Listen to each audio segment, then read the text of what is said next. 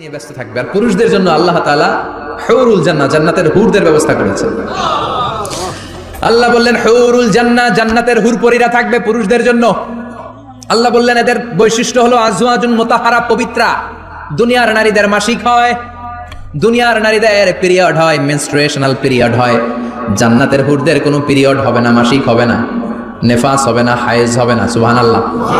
উরুবান আতরাবা, Hurun আইন, এদের ডাগর ডাগর চোখ থাকবে, মেঘ কালো কেশ থাকবে, হরিণের মতো চোখ, সুন্দরী, রূপবতী, গুণবতী, অপ্সরা, প্রিয়ংবদা, সুহাসিনী, সুকেশিনী, সুভাষিনী, অশুভম বর্ষা, মেঘ কালো কেশ, দেখলে পাগল পাড়া হয়ে যাবে জান্নাতীরা।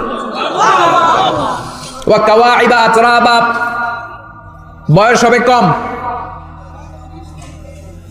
অসাধারণ সুন্দরী, অসাধারণ সুন্দরী হবে তারা।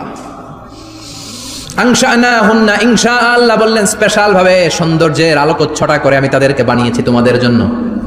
দুনিয়ার বুকে চোখটারে নিচের দিকে নামাও, ও মুসলমান, লোয়ার ইউর গেজ, সুন্দরী নারী দেখে তাকিও না, জান্নাতের হুরপরীরা তোমাদের অপেক্ষায় আছে।